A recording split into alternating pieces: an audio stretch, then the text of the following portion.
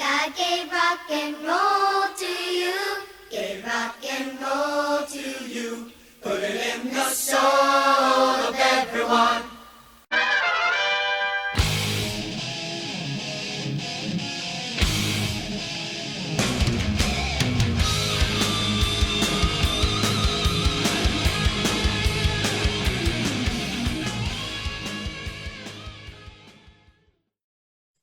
Hey friends, welcome to another episode of Area 312. And today my co-host Mike, Rex, and we are certainly blessed to have the one and only Jamie Cramer of Holy Soldier. Jamie, it's a privilege. Thank you for being here. My pleasure. Yes, sir. And before we get into it, friends, I just want to give some props to John out there at the official Holy Soldier Facebook page for pointing us in the right direction to try to hook up with Jamie. And thank you so much, John. We're appreciative. Jamie, if you're okay with it, we'll just start from square one and fire away. Yeah, bring it. Okay. Well, we always like to start at the onset. And Jamie, if you don't mind, just please tell us about some of your musical influences while growing up. Was your family a musical family? That's a great question. No, they actually weren't. I so this is a really funny story. When I was 12, I had a neighbor who was a big Kiss fan, and when I was a kid, I had Frampton Comes Alive record and played that till I wore it out. So I've always loved good melody, and big fan of Peter Frampton. As I got a little older, Kiss, the pageantry that is Kiss was just very, drawing to a 12, 13-year-old kid, right? So my neighbor Joe Bonifazi and I would jump around his living room and air guitar to Kiss, right? And Styx, the Grand Illusion record. And so my dad cut us out some plywood guitars, and we decorated them up with glitter and made them look like guitars, and then we put on shows, and it was just really funny. So my dad at my 13th birthday decided, well, I should probably buy the kid a real guitar. So he did. So I got some cheap Les Paul copy thing. I don't remember what brand it was, and I started playing. And by the time I was 15, I was in a band, and self-taught. I did take some lessons, but for me, it was my whole music career basically has been kind of learn by ear, and nowadays YouTube's great because you can just learn how to play anything, right? When I started really playing, I was into Jimi Hendrix and obviously Led Zeppelin, one of my favorite bands ever, Jimmy Page, and then Aerosmith, and just any guitar driven band I was really into. And then I really got into, obviously Randy Rhoads was a big influence for me. And then, Eddie Van Halen, when he came out, and this is kind of interesting as a guitar player, I remember that first record coming out, and just like every other guitar player on the planet, when you heard Eruption, I almost burned my guitar. Like, there's no way in God's green earth am I ever going to achieve that level. And he just blew everybody away, right? So with that said, I never was really a big Eddie fan as far as influence on my playing style. It was more Randy Rhoads, and then George Lynch was a big influence. And if you listen to See No Evil and Stranger, I wrote the hooks for those. I was really, at that moment of my life, was really into George Lynch. And then as I progressed, Andy and Michael are really into Pink Floyd. I love David Gilmour, and now my playing style it's really fun to crank it up and pull this old one out, and I've got, I don't know, a lot of guitars now, but and just rip it, it's fun. But for me now, I think at the stage of my life, just playing, I've got into blues, a little bit of reggae and jazz, and it's just, like I said, I've always been very melodic based. Even with my guitar solos, it's fun to go fast, but I like melody.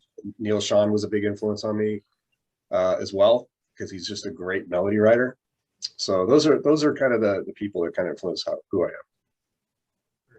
Well, Jamie is, of course, you're now a guitarist, but do you play any other instruments as well? Do you mess around with any other types of instruments? Yeah, I've got a piano here in my room. I play a little bit of piano. I actually played drums for a little bit, and elementary school. I took lessons. My parents wouldn't kick down for a drum set, so so thankfully, because I love guitar. So Heaven help Terry the Animal Russell's parents, right? right. And you know, in the early days when we're schlepping our gear around, that poor guy, because when I first met Terry, he was in a band that was playing the Waters Club, and forgive me if I can't remember the name. Andy's got a steel trap memory, he'd remember, but we had another drummer at the time, and I just remember seeing Terry, and he had this massive double bass kick, and he beat those things so hard. And then he did this drum solo with wiffle ball bats. And I'm like, okay, that guy needs to be in our band. And then found out that he was a Christian, and that was it. It just happened. A quick little story about that. I was road tripping with a buddy of mine back in the day, and he hadn't heard of Holy Soldier, and I put this album on, and we were listening to it.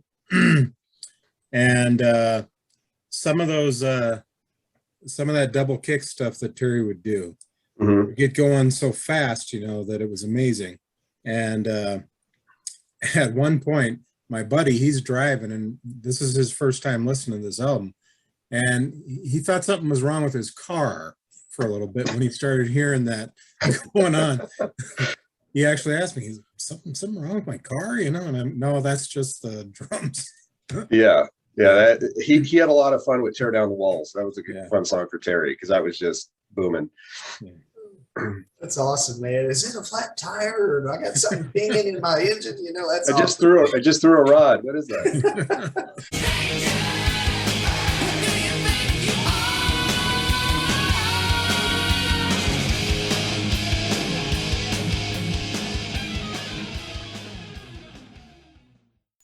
So, Jamie, Holy Soldier, I believe you all formed circa 1985. You and Andy Robbins co-founded the band.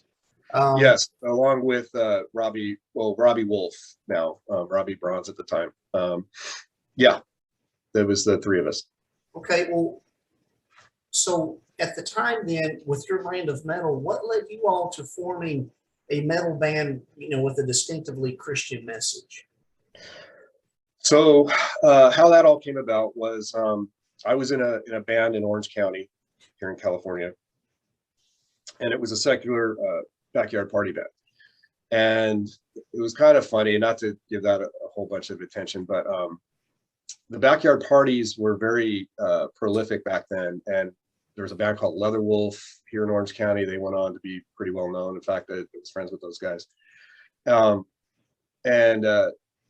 there was this guy we knew that would get a bunch of kegs and charge $2 or $3 at the door and fill his backyard with hundreds of people.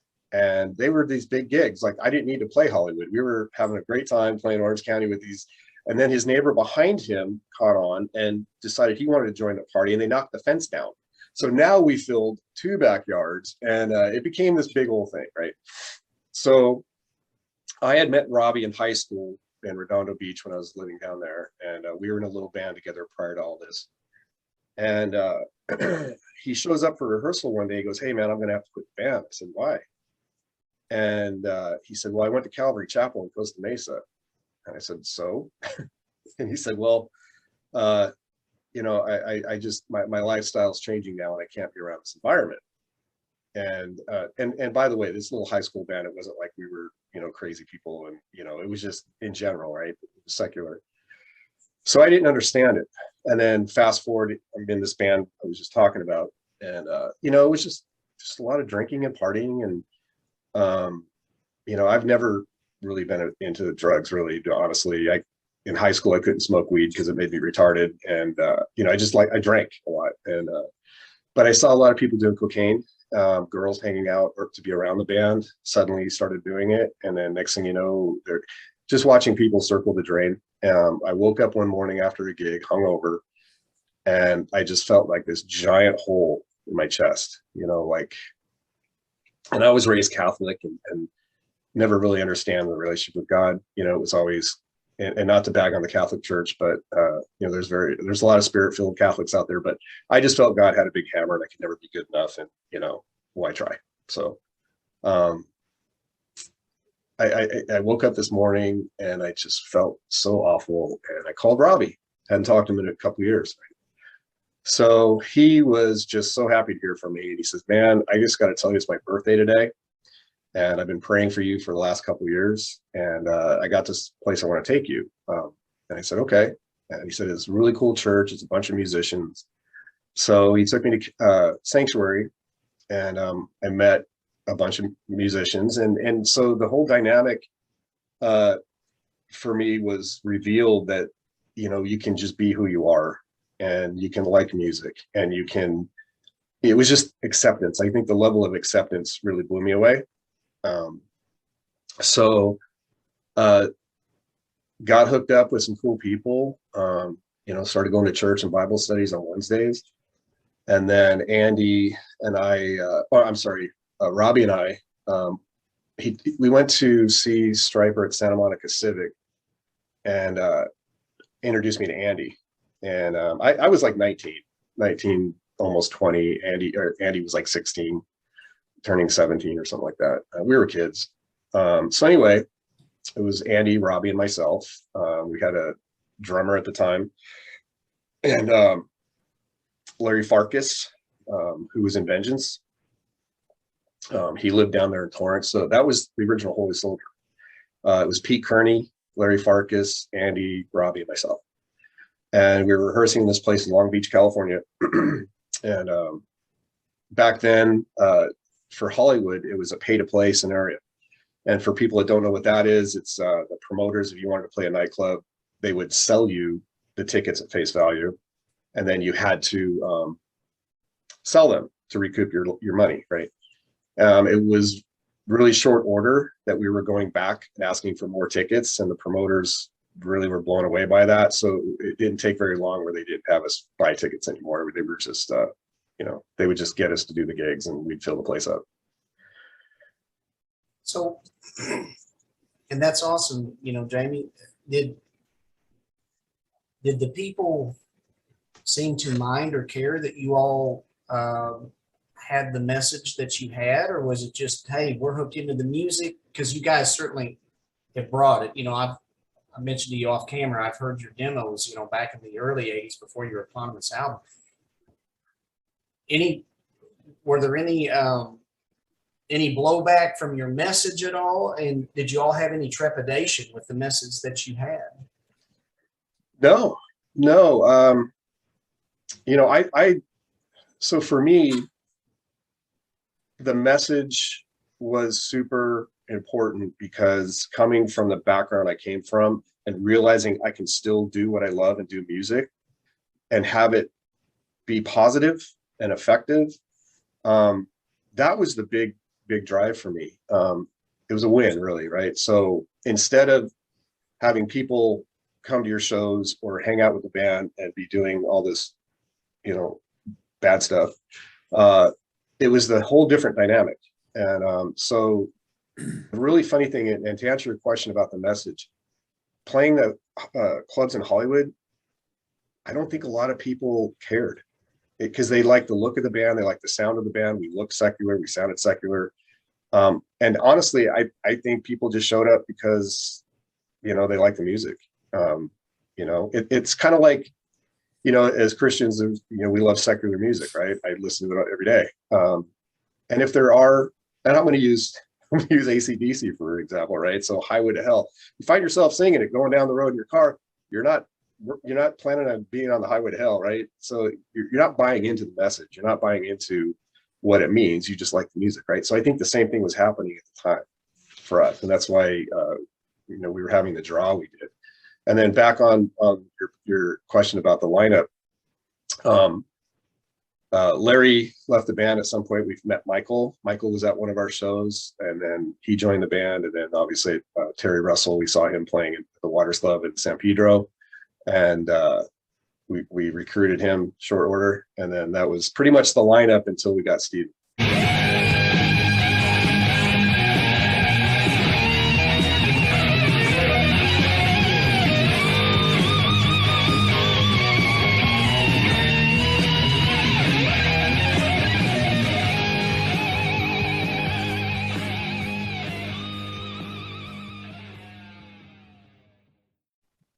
that's the thing right there, Jamie, is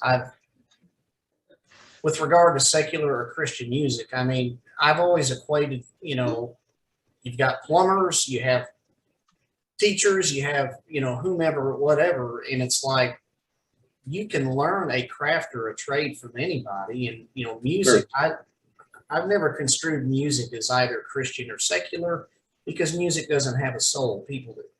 Right. And so I totally get what you're saying. And yes.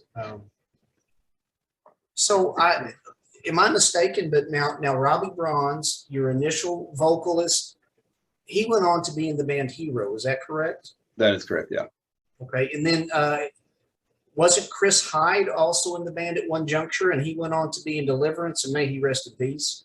Yeah. God bless Chris. Yeah. He was our second drummer, actually. And I honestly, I can't remember why we separated. But yes, it was Pete Kearney, then Chris Hyde, and then Terry was right after Chris. Gotcha. So there came a juncture where Miss Darren Hinton, who had done a lot of work with Stryper, and then I believe that she came on to assist Holy Soldier. Jamie, could you please tell us about Darren when she came into the camp and assisted you guys and how all that kind of took off? Sure. Darren came to one of our shows, and we got together afterwards, and she was really interested in what we were doing. And I think we went to a Denny's and we talked, and she was super pivotal in helping us along for sure. I mean, she helped groom the band, as far as our aesthetic looks. She hooked us up with Ray Brown, who made all the outfits, financially, supported us and got us better gear, and just spiritually supported us as well. So she was very, very, very important in developing what we were and who we were. Did she help you guys, Jamie, get the record deal or not? Or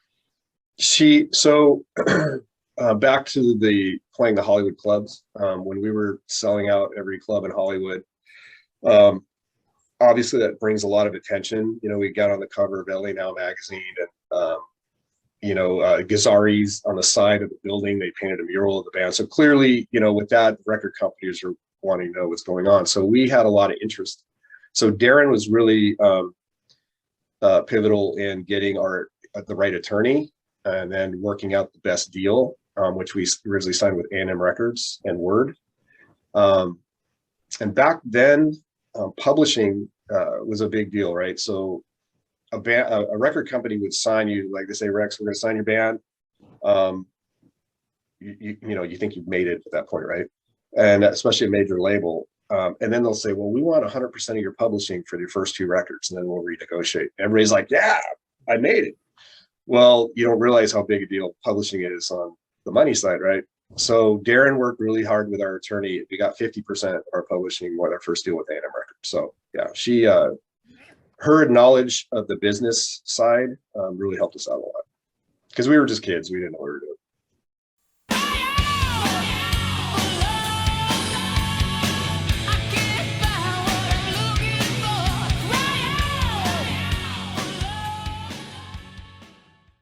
Jamie, before we get into this, your classic eponymous album that we all know and love, I'd like to mention in '86, you all had released a demo with Robbie.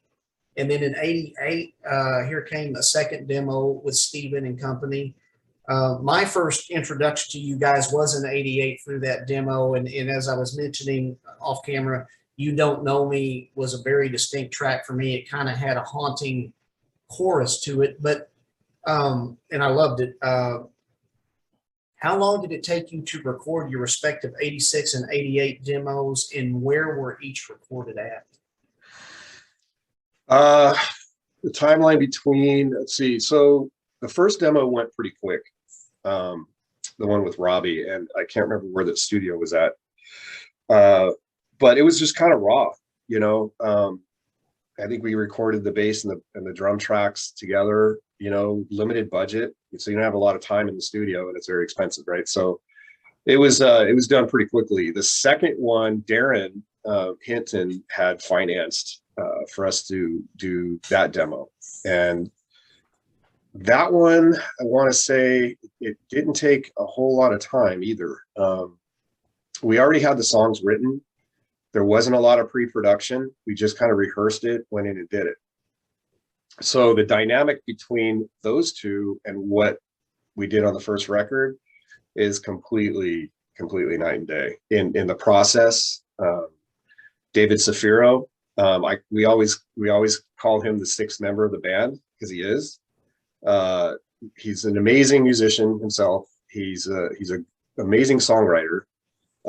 He was really important in helping us arrange the songs, his input so basically we took raw ideas from that second demo. And it's really funny too, because you think you had it all together, right? So you think, I'm going to go in and record this stuff we've already done because it's pretty good, right? And then you realize how not good it is when you get some objective opinion. And then you're like, huh. And I will never forget this. This was one of those aha moments. And David Safiro, we're sitting in pre-production. We're working on some arrangements and writing, right? So I want to say both Last Train and that first record was mostly written in pre-production. They weren't like finished songs and we just went recorded. Like we get into pre-production and it all was built in that moment. But David, we're sitting there and he says, and he was a big fan of melody. And he goes, I want to share something with you guys. And as a guitar players tend to want to be busy, right? You want to just riff it up. And for me, I'm into melody, right? So I you can do basic chord structures and have great melody. But anyway, David's point, was amazing for me because it just like everything opened up and I was like, wow. He said, Eleanor Rigby. And we looked at him and he said, what is the music melody at Eleanor Rigby? And he goes, da, da, da, da, da, da. And then the vocal melody is Eleanor Rigby, da, da, da, da, da, da, da, da, right? And I was like, aha, right? You don't need to be busy. It's the vocal melody that carries it. Now, in rock and roll, you need cool guitar riffs and you need, things that draw you in, good hooks, but the vocal melody is super important. So it kind of changed how we kind of viewed songwriting at that point. And everything was a collective effort for us. No one person, and that's what I loved about working in Holy Soldier is there was no one person that could just stand up and say they did it all, right? It wasn't like, the songs were written and Jamie had to go learn all the guitar parts, right? Like I wrote my portion of the guitar parts. Michael wrote, if I wrote a hook, like in See No Evil, right? That opening hook and the chorus, then Michael would add, his part, the bridge, and then David Safiro would say, well, no, this would work better here. And so he put his part in and it just all kind of comes together. Then Andy would suggest something on a music melody piece. He'd be working on his bass and like, oh, that works really well. And then, Terry would put his fills in and it was just awesome to work in that environment because it was a collective effort to make what we made and what everybody knows us to be, right? It wasn't one person taking all the credit.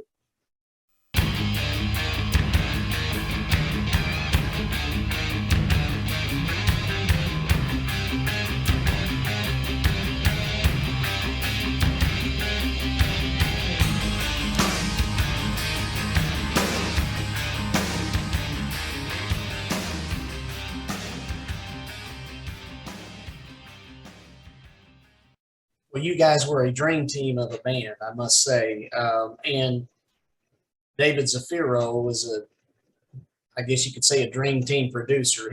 How did you guys Jamie, how did it come to pass that David was brought in to produce?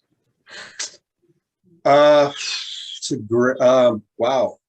I don't know if I can remember that. It was either Word or Darren, and I can't remember how we got connected with David. But it was well orchestrated, and the end result would not be what it is without him. So Side question then, David's nickname is Zippy. Do you know how he got that nickname? it's just short. There's Safiro. And so David would, every morning the ritual was making espresso. And he would get so jacked up on the espresso, he was just kind of zippy, right? He gets kind of, so. Yeah. I just had my 2 cups a little while ago. Oh, yeah.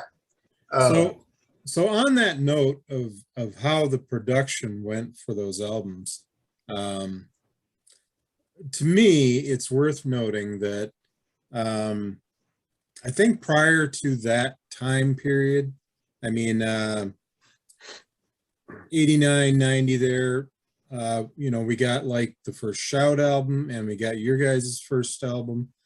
And I think both of those albums, at least for me, brought in a whole new level of production standards to Christian rock and metal.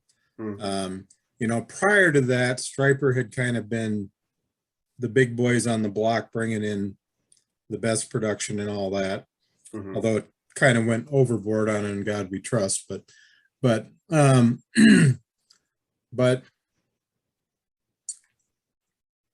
as much as I hate to admit it, a lot of the production quality in Christian rock and metal had been somewhat lacking during most of the 80s, compared to their secular counterparts. But when I heard like your guys' first album and the first Shout album, I went, now we got some people starting to equal out the playing field here. Thank you. So, yeah, I just wanted to make note of that. It's funny too, when you listen to the finished product and you're in the mixing studio and you've got these, really expensive speakers and it's blasting back in your face. It's super, super cool, right? And the separation's really great. But Michael and I, after that, we were done with that first record. It's really funny as a guitar player, you're always chasing tone. And I went through a period of time where I was so disappointed in my guitar tones on that record, like I'd cringe a little bit. And then I got over it after a while. But we actually mastered that at Master Control Studios in Burbank, and it was super expensive. And Joe Ciccarelli came in and did the final mix on that with David, and it was a very expensive studio. So we spent a little bit of money in recording pieces in different studios, trying to get the best deals on time we could. And this is really funny. So we were a live band, right? So we rehearsed, I would go work construction all day and then come to the studio at night and rehearse for 4 or 5 hours a night. We were just religious about rehearsing. And that's why our live show was what it was. The recording studio, a whole different world. It wasn't my favorite because and David being a really good guitar player, you're sitting across from the guy in the control room with your guitar and you blow a solo and you're like, yeah. And he's like, you got a better one, didn't you? And you're like, come on, man, that was pretty good, right? So, and then you do another one and then you felt pretty good about that one. And he's like, nope, I think you got a better one. And he was really good at pulling it out of you. In the moment, you're frustrated, but the end result is, what it is. And I'm thankful for that. But we were so pressed on time because, the financial constraints, A&M had given us X amount of money to do the record. I think word kicked in. And so we're trying to get the bang for the buck, right? David, he was in charge of that and the money. And so you're making the most of your time. So Steven would, and as a singer, you got to sing when you feel good to sing, and so he would have an opportunity where he was feeling pretty good and it's 2 a.m. and Michael and I are sleeping in the studio. And then I think I was under the control board at one point. I get kicked by David. He's like, okay, Jamie, time for solos. And you're like, what? You're rubbing your eyes. And now I got to put my solo on the record. And it's because the time, right? You had to take the opportunity to use the time wisely. So that was the recording process in my memory. So it was kind of regimented and all the creative piece was already done. But it was really interesting watching layers happen. And, you know, back then it was still, you know, tape, 2-inch tape, and the splicing. And, you know, if there's one beat that was a little off, and you know, just, it's amazing watching how you can splice and just move it just a millisecond.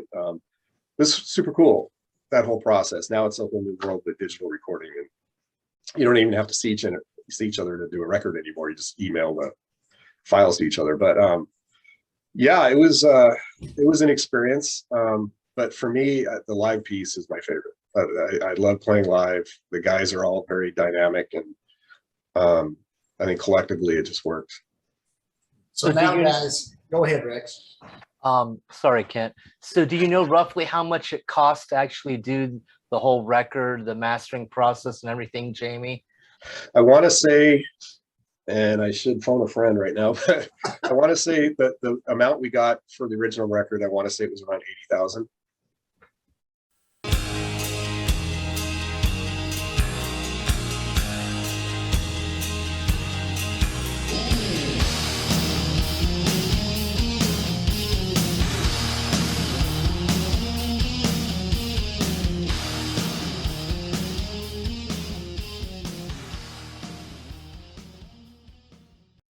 There's a lot of pieces in that too. I mean, you know, it's not just studio time. There's, you know, the renting gear, and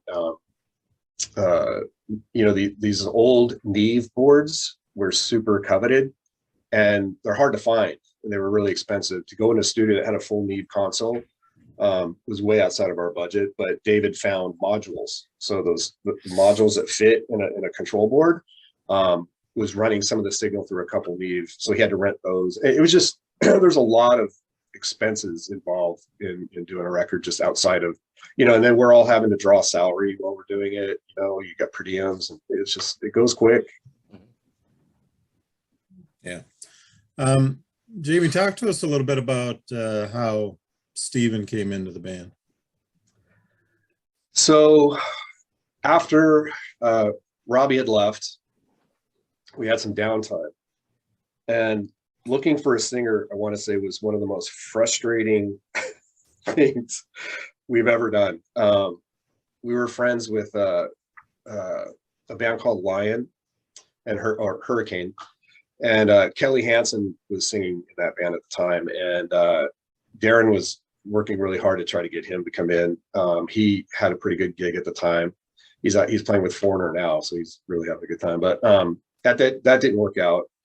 And then we had a friend who was friends with Janie Lane, and he was in a band called Plain Jane at the time. He wasn't in Warrant. So he came to the studio, and I had gone to see him at the Troubadour, and then we talked, and then so he came over to our studio, and we ran through a set for him, and it really wasn't what he was looking for at the time. And as far as his, you know, spiritual background, I think he was a Christian, but I don't know if that's the route he wanted to go with his music. So that didn't work out. So we just kept auditioning, and it was painful. I think this one cat showed up wearing a wig, great voice. He was what did he do? Not a biochemist, but anyway, just trying to find the right fit. I mean, it's not just looks, right? You got to really connect with this person, because I always kind of equated being in a band as a 5-way marriage. You've got 5 personalities. One person's always off, right? It's rare you're all kicking on the same cylinders, right? So somebody's got something going on at some point, and it's a challenge and bands break up all the time. I mean, you know, you have this big mega band that you love, and why did they break up, right? It's super challenging keeping these relationships together. We were like brothers. And, you know, if somebody, you know, got in a bad mood or had something going on, you know, you might react to it, but then we all rally around and try to support them. And it just worked. And to this day, we're all really good friends. Andy and I, him and his wife, and me and my wife vacation together. Michael and Sarita, his wife, they've been here to my house, and we talk all the time. Not in touch with Steven really much anymore, just rarely. And then Terry lives down in Palos Verdes, and so I see him occasionally. So we're all we're all still, and the friendships that we've created is, I've always kind of said it's almost closer than family. Like you can literally not talk for a pretty long period of time, and it's like yesterday when you get together, so it's really unique relationships. But Steven, we got a demo tape. We had a national ad out. So back to your question, like kind of help me out when I go that way. We got his demo tape, and I think he did some songs with his brother, and he just had a really interesting voice. The LA scene at the time, your typical, LA sounding band, he wasn't going to bring that. And so we flew him out, and he auditioned, and we were like, I think this might work. So Darren wanted me to go back because he had to drive out in his car with all his stuff. So I go out to Memphis, and then so it was really, it was funny because she framed it as, it's a good bonding time. You guys can get to know each other. So when you drive across country, you get to know somebody a little bit, right? So anyway, I drove across country with him, and we just, the rest is history. We just started rehearsing together and writing, and and I think it was kind of difficult for him at one point because we were all California boys and already established band in Hollywood and had the relationship. So, he was trying to come in, and, it maybe felt like an outsider. So it kind of took a while for that clicky part to work. But he brought a whole different dynamic to the band that we didn't have before. And his songwriting, as far as his lyrics, he's an amazing songwriter, good with melody. And you talk about haunting, Kent, he brings that. And it's funny too, because I remember See No Evil, right? We're in pre-production. We're at Michael Cutting's parents' ranch in Fresno, which was a blast because it's a big old ranch and tractors and swimming pool, and we did all the pre-production up there, and his family was very gracious. It was a lot of fun. And we worked really hard at getting this song together. And Steve was out by the pool working on lyrics, and so he comes in, and See No Evil, he starts sharing the lyrics to that. And like I said, I wrote the main hook for that song. So I had a vision of what I wanted that song to be. And then he brought the lyrics in. And I was like, yeah, that's probably not a good idea, because it's very controversial. But once I read the lyrics, and it was from the unborn child's point of view, who does that? It was, it was very, very well done. That song actually got some MTV play on MTV. The video did, and I don't know if it's true. I heard it got pulled because of the controversial nature of the lyrics. Who knows? But so that's what Steve brought, and it was a very interesting relationship. Well, concerning the message of that song, I just like to say, kudos to Steven and to all you guys. But the truth hurts, right? Sometimes we don't want to hear the truth. That's just my humble opinion. But guys, I just want to say, backing up a touch, before we get into this history that Holy Soldier that we're about to embark upon, I'm gonna wonder something now. Every time I listen to a Holy Soldier album, I'm gonna say, at what time did Jamie record this solo, and at what time did Michael record it? Was this a 2 a.m. solo right here? Him and I both did some 2 a.m. solos, I can tell you.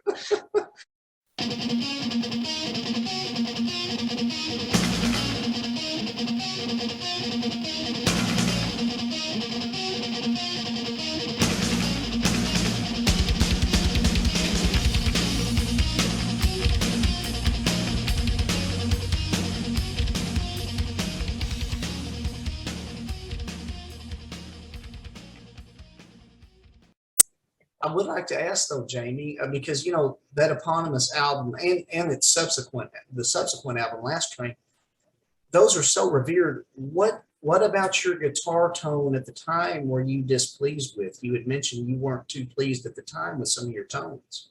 So I really like really thick, fat rhythm tones, and and I mean, somebody might argue they are on that record. I don't know. I just think, and again, I think I got over it. And if I listen to it now, it doesn't really bother me. But I think at the time, it just seemed a little buzzy to me. Does that make sense? And I'm running, a single humbucker through a Mesa Boogie with some signal processing, and I think some of the stuff was recorded. Michael had a Les Paul. They're a little more thick and sustainy. I play Strats all the time, and so you get a little bit more. You don't get as much thickness sometimes from them, but I don't think you're ever really happy. I mean, like George Lynch, he was trying to buy one of Michael's Plexi amps one time, and that guy, I'm going to tell you, if you listen to him over the course of his career, even up to today, his tone has done this. I mean, he's always chasing it, and you're never happy, And now with technology, so right over here, I've got this. It's called Positive Grid Spark, and it's a blast because you just take your phone and use an app, and there's a cloud, and you can sound any sound you want. And for practicing, it's amazing. But back then, and I mean, I have all my tube stuff here, and you just can't beat it. But they didn't have that kind of stuff back then.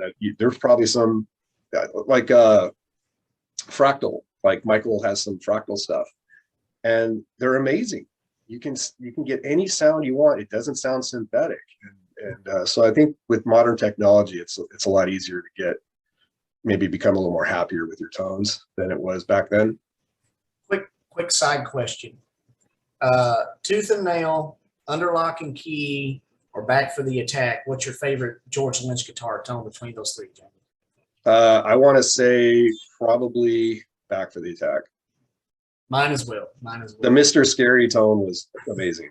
Oh, that's an incredible song. Yep.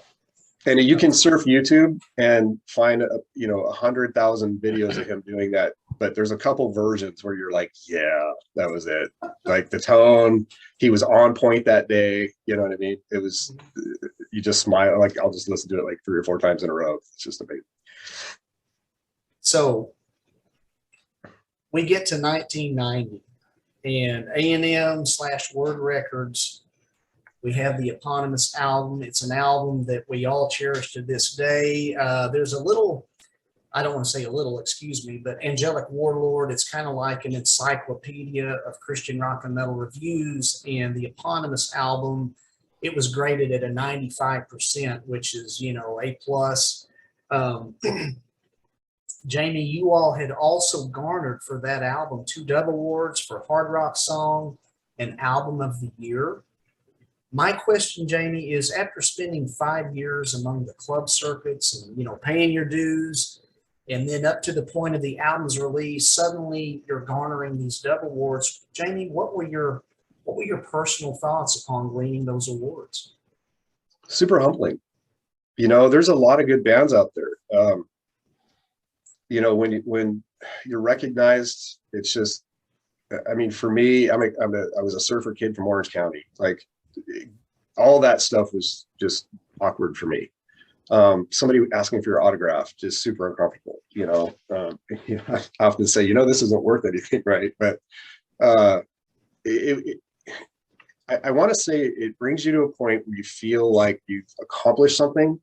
I mean, it's nice. The awards are nice. It's nice to be recognized, but I just want to say it's super humble because there's a lot of amazing musicians out there. There's a lot of amazing songwriters.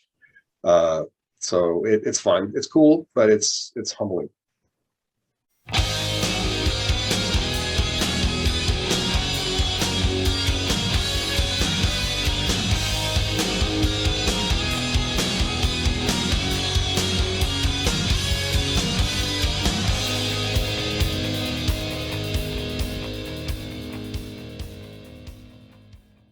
If I may be a little bit candid here, Jamie, Holy Soldiers on the scene. There's this wonderfully successful, if we may point at that, eponymous album.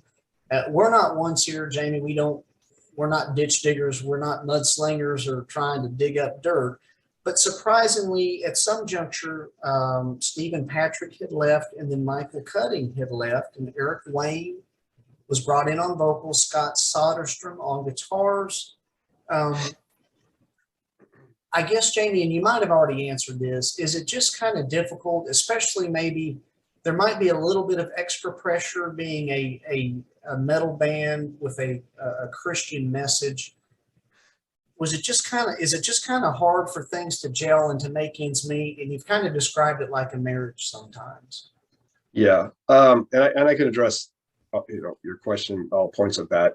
Stephen, we'd finished the first record and Stephen met someone, and they got married. So he wanted to go do that for a while and thought that, the band was going to be a distraction for him. So we had kicked off that first tour. We found Eric Wayne, who did that actual first tour with us, and amazing singer. He was on the Promise Man record. Love Eric. He just really thick, just big voice, just really good. I like him. Anyway, we're kicking off our first world tour, and we sold out the Palace in Hollywood, right? And A&M there was a hostile takeover that we weren't aware of, and they got bought by Polygram Records. So there was a lot of unfortunate things that kind of happened right at the beginning for us. Steve leaving, that.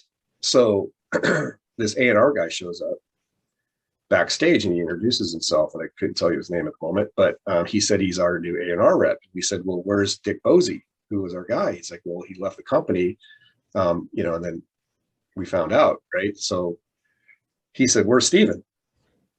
Well, we had to explain, right? He wasn't super happy that Steven wasn't in the band at the moment. So that, I think, really drove their decision not to pick up the second option with A&M. So Word did Last Train.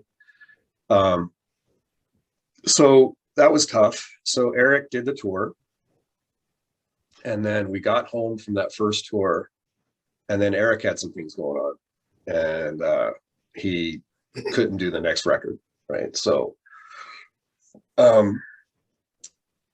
Steve came back. He expressed his interest in coming back and doing the second record with us. So he came back. We started pre-production on Last Train. So during that time, so let me back up because I missed something. Michael had decided he was going to take some time off, and we got hooked up with Scott after that first tour. So Michael and Eric did the first tour, and then Michael left.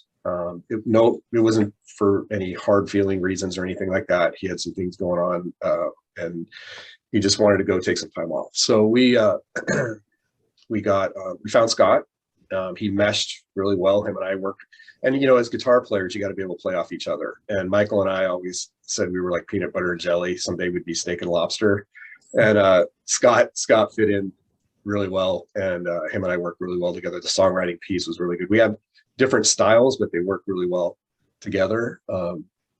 So Steve came back and did Last Train, and then that was it was a really great tour. We did Red Rocks in Denver. That was a really great show. Played with Petra there. It was sold out.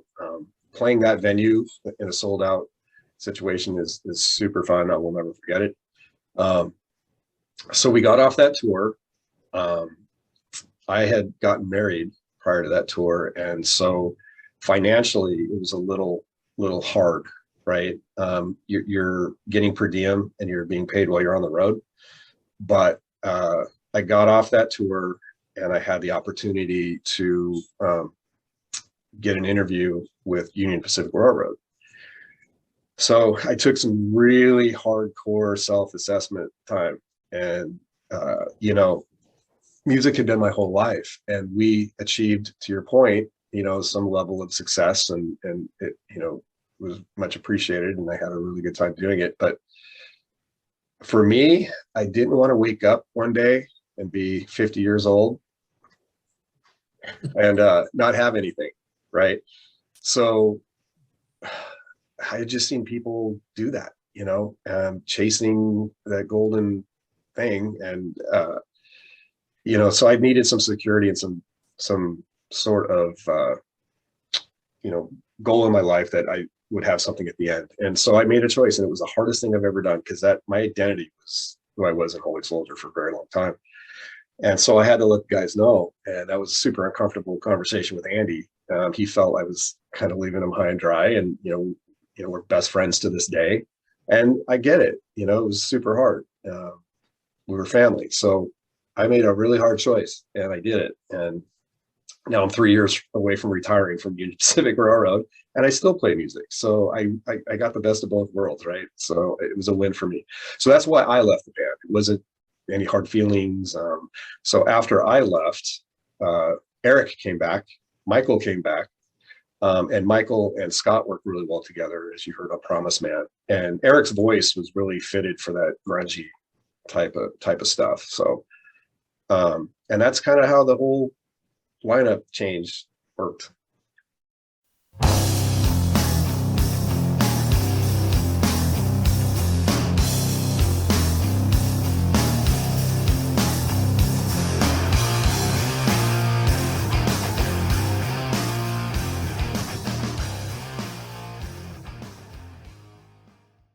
Now, being you were out for that album, I'm not sure how much you would know about the decision to go in that direction musically, but do you have any insight into why the band went that way? Yeah, I do actually. At that time in the early 90s was the grunge era. Right. And the thing about music, if you're going to stay relevant, you kind of have to go with what's relevant, right? Mm-hmm. Unless you're AC/DC or, some Aerosmith, they can keep doing what they do and people will love it, right? But if you haven't achieved that level, then, you got to kind of recreate yourself. And, the 80s hair metal stuff, people, aren't always going to want to listen to it. Now it's kind of making a comeback, right? Hair Nation is on my radio all the time, and it's kind of fun, but, you have to reinvent yourself to stay relevant. And they did that. And I think they did it well. I think that was a pretty good record. I think it achieved what they wanted to achieve as far as the direction they were going. They won Dove Awards for that one, or a Dove Award. So that was, I think, the driving decision behind the direction they went with that record, was just to stay relevant.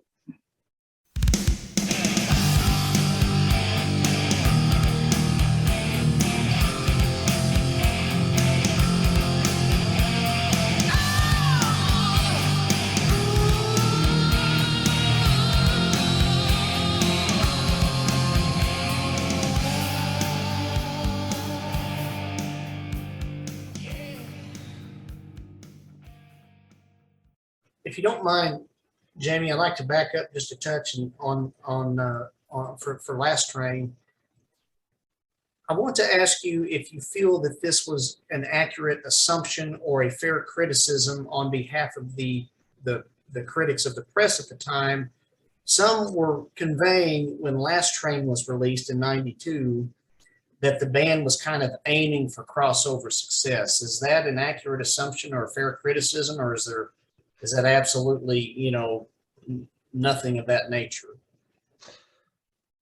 So I think we talked earlier about music is music, right? Mm-hmm. I don't think our message changed at all. And if you actually, the lyrics of Last Train, it's talking about taking that last train, and do you have a ticket, right? Having a ticket is very important. So I think crossover success is always the goal, because you want to reach a bigger audience. And, people may criticize for that, but Holy Soldier was never, and I don't know if this can be taken right, we were never just a Christian rock band. We were a rock band that had a message, and we were Christians. And, we had a Christian message in our music. But I think the goal is always to be able to reach a bigger audience and cross over. Now, were we planning on crossing over and forgetting what we were about? Never. We would never do that. And that was not the plan. But yeah, I would answer the critics and say yes, that was the goal. Was that some of the reason that you did the cover of the Rolling Stones song "Give Me Shelter"? Because I'm going to give you guys a huge compliment. I almost like that version better than their version. It is Thank you. incredible, Jamie. I love that. That was a lot of fun. I don't almost like it better. I do like it better. I mean, it is. I crank that every time that comes up on my Holy Soldier playlist. I just blare that. Thank you. That was fun. That was fun recording that. So obviously we had to get permission. And I remember, and I don't know who has it. We got some correspondence, I think, from Mick Jagger saying that he would sign off on it. And then, please forgive me, I can't remember her name at the moment, but the woman that actually sang the vocals, the high parts on the original version, we got a hold of her. David reached her. Oh. And so to get her on there would have been super, super relevant. She was super nice, super gracious. She just wanted like first class hotel and airfare. We just didn't have it in the budget, right? She didn't want a lot of money to do it, but she wanted to be treated well. And so we had to decline, but that would have been cool. But the girl that actually did it, she was a backup singer for Michael Jackson. And she came in and, being a musician and being a recording musician and trying to be a perfectionist and taking multiple takes to get your stuff right, just is kind of what you do. She walked in, blew one take of that, dropped the mic and walked out. It was just the level of professionalism and skill was just really cool to see. She sounded great. So whose idea was it to actually do that song? Like, did you have other songs you thought about, or was everyone just like, oh yeah, we got to do this? Or how did that like come about to do that song on the album? I think it's always kind of fun to do a cover tune, and reinvent it and make it your own. And so we had kicked around, and I can't remember now what our options were, but we were kicking around a bunch of stuff. And I mean, the Stones are just iconic, and there's really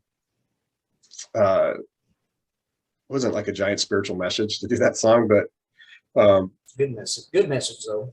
Yeah. And that was part of it as well. We wanted to, and we did catch a lot of heat for that, the Rolling Stones, what are you doing recording a Rolling Stones song? You guys sold out. But it is what it is. It's about the message, and I get the message. And I'm a big Grand Funk fan, and they also did a really good cover of that song. And love people, love children is just a kiss away. War is just a shot away, and that's those are true statements. Yep.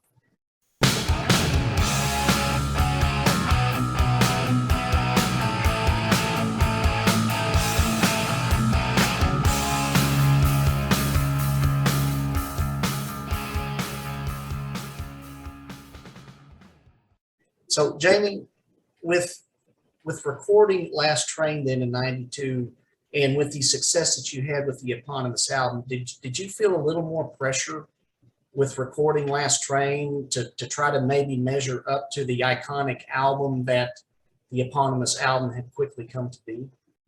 Oh yeah, I think everybody struggles with that on any level. You don't want to do the exact same record again, but you want to do something equally as good. And there's a lot of pressure to that. And so you don't want to come in and be calculating and formulated, and you know what I mean? So you kind of have to go back to how you did the first one and just be creative, right? Get together, pre-production. We went to Seattle to David Safiro's house for that one and stayed with him while we did the pre-pro. And we like that kind of environment because it just allows us to be creative. We can, mess around all night long. And as soon as something inspires you, you get, because you're all together, so that's for us, creative wise, the best environment for us to record or write music. But again, now we have Scott, who's a little bit different player than Michael. So he's got different influences. So, that brings a whole different flavor in as well. So I think to answer your question, yes, but you just kind of go back to the creative process and just trust it, right? And trust that it's going to work. I've always felt like, to me, to my listening experience, Last Train brought a little bit of a bluesier vibe, kind of reminiscent a little bit of Cinderella's Heartbreak Station. But I love both albums, and they both have their own flavor, and that's great. Jamie, I would like to ask, Last Train, doing my research, it hit the top 10 within the CCM charts. But then the band, I don't know if you all chose to leave or you all were released from the Word label. I'm just curious, Jamie. I mean, to me, if you hit the top 10 in the CCM charts, it's a 2 thumbs up effort. How fickle is the industry, whether CCM or the mainstream industry? Are they pretty fickle? I mean, what does it take to stay on board with it? Yeah, it's a great question. And I don't really remember what happened with Word at the time, because to your point, you know, the record did pretty well. I think it might have been partial Steve's departure again. After we were finishing that tour, he was leaving the band. He shared with us that he was going to go do something else and wasn't interested in doing that anymore. That might have played a part, you know, because, you know, if you're invested in a band and now your singer leaves, you don't really know where they're going to go. It's a huge process to try to find another one. We got really lucky with Eric, you know, that he jumped into that first tour. But, you know, I don't know. I mean, that might have been part of it.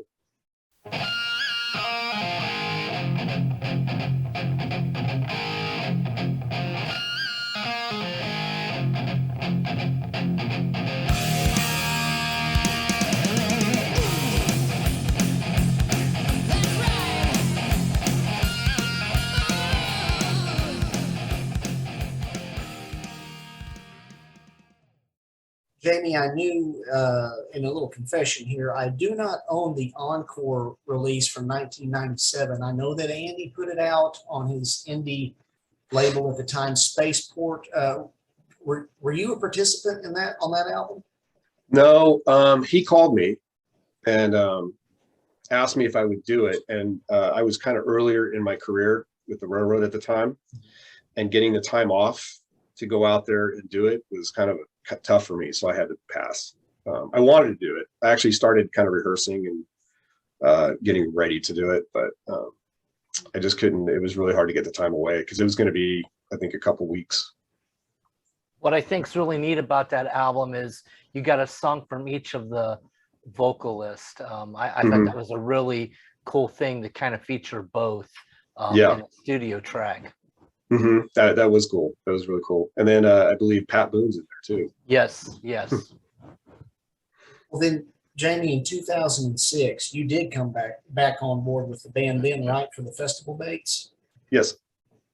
And then Terry's brother, Don Russell, he came in at the helm on lead vocals. And Jamie, what was the catalyst then for the band getting back together for these 2006 festival dates? And approximately how many shows did you guys play at the time? I want to say we did 4. We did a couple here in California. Actually, we did one with Steven, the very first date in Anaheim. So he came to rehearsals. He had been singing country music at the time. So it was kind of a big jump to go back to the way he used to sing. And, you know, I think that's a big challenge for singers in general. Robert Plant, for example, who is just amazing. I saw him, my wife and I went and saw him, I want to say last year here in LA for his solo tour. And he's just really happy doing what he's doing. And you could tell genuinely he's happy, right? Led Zeppelin is something he did a long time ago. But if you go back to the O2 Arena gig in 2007, he was super skeptical that he was going to be able to do that.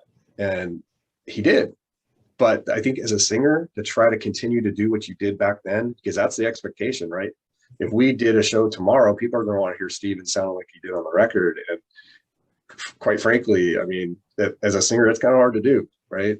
Very few people can pull that off. So he showed up. We did one show with him, and he had some other stuff going on, and we were kind of faced with having to again, get somebody to fill in. And Terry's brother Donnie had kind of messed around with us at a couple of rehearsals, and I'm like, I think that might work. So he did a few shows with us, and I think he did the Wilmar, Minnesota festival with us as well.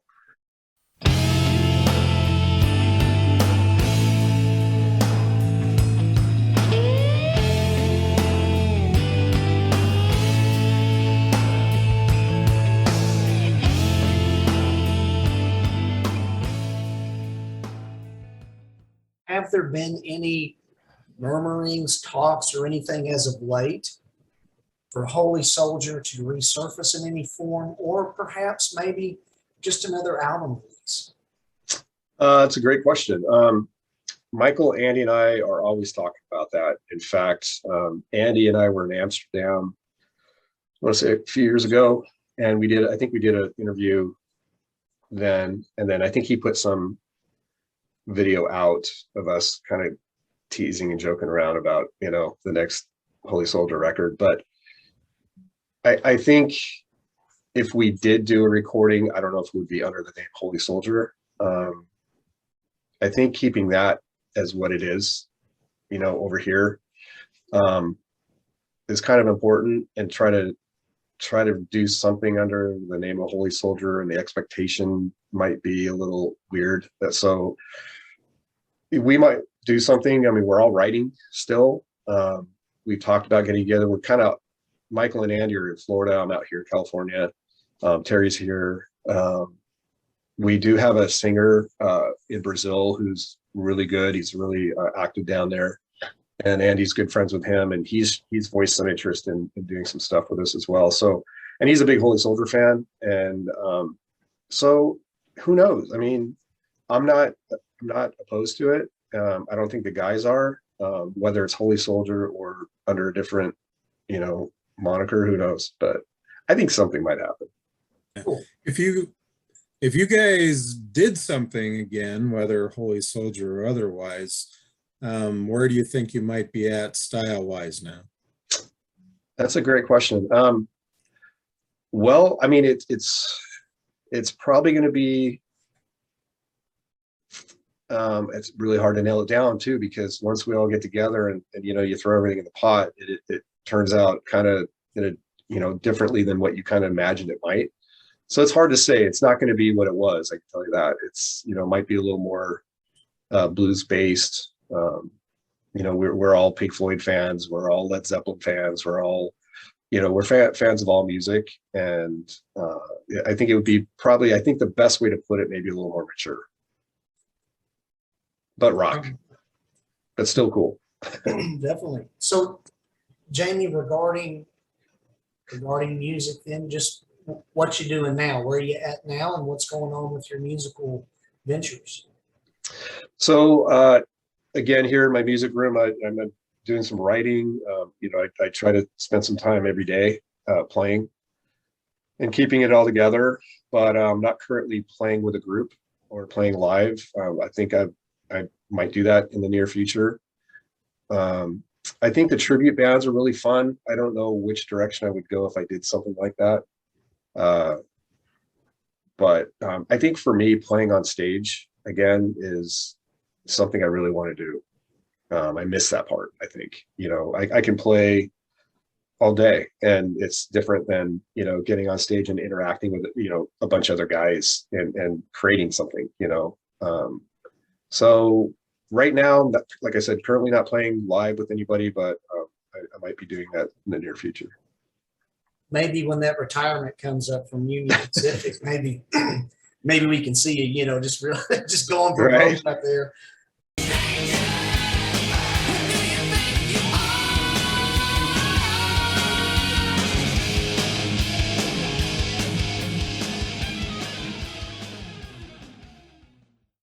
Well, Jamie, I'd just like to say that, I personally feel that one testament of a band's lasting impact is the demand for album reissues from albums that are revered and loved by fans. And I know, that the eponymous album and Last Train both have been reissued and remastered in more recent years.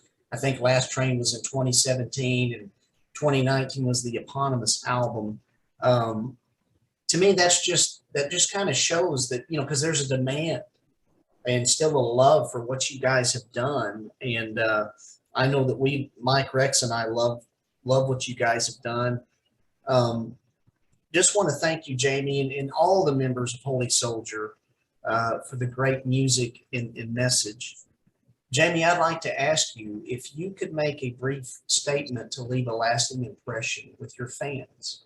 What would you wish to tell them?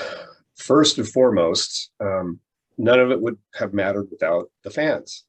They're the ones that keep us going. And without the fans and people having interest in what we're doing, it's just a bunch of guys jamming in a studio, So I'm gonna share with the fans one thing that was super important to me.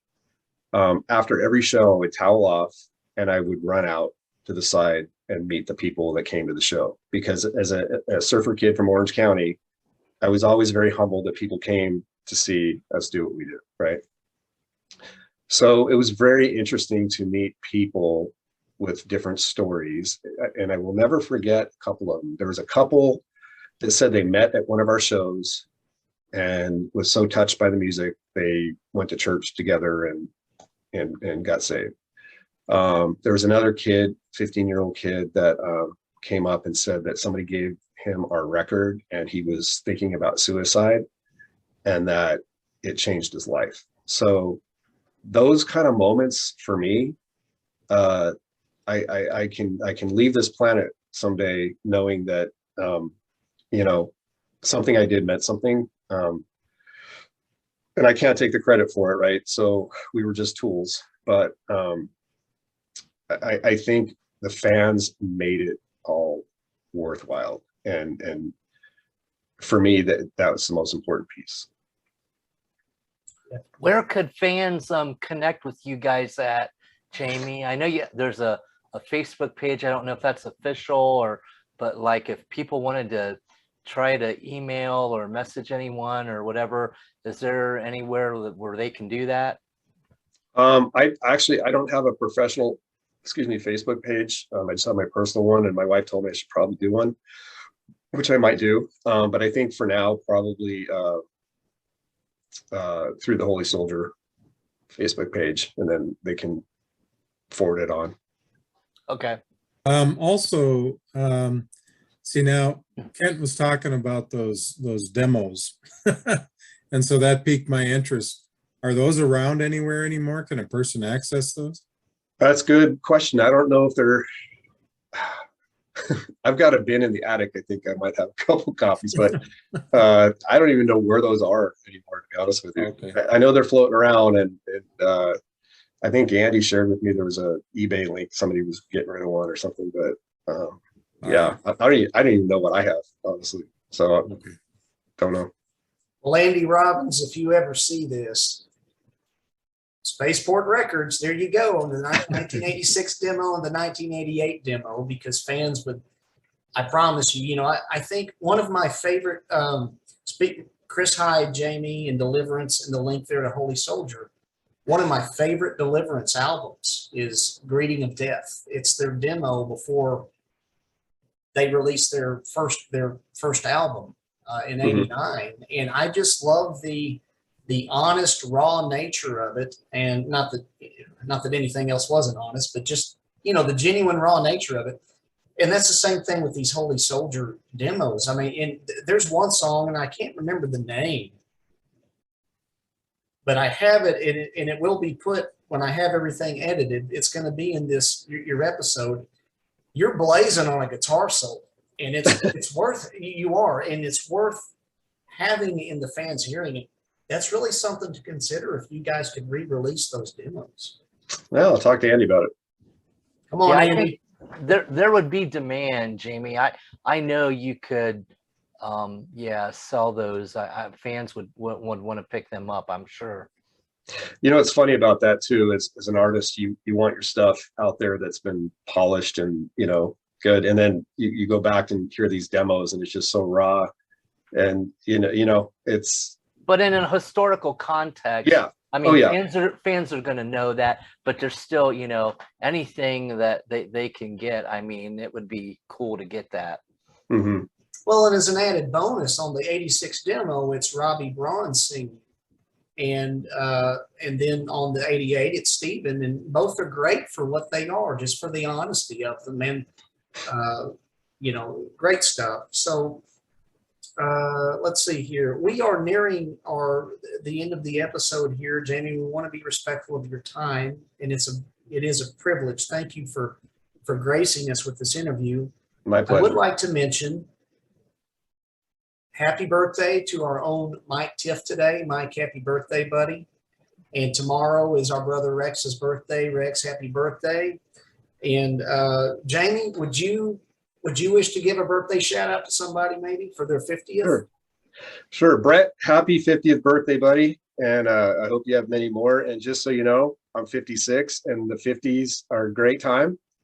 You know, hopefully you figure things out and you're a little more stable, and the 50s are great. I'm having a great time. So as my 86-year-old uncle tells me, between 50 and 70 are the best years. So you've got a lot to look forward to. And happy birthday, man.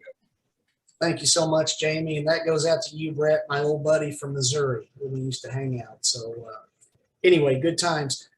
Jamie, Mike is our official resident minister. He's the pastor of the church, and we always ask Mike to help us keep the main thing, which is the Lord's word. Michael, buddy, if you take us to scripture closeout.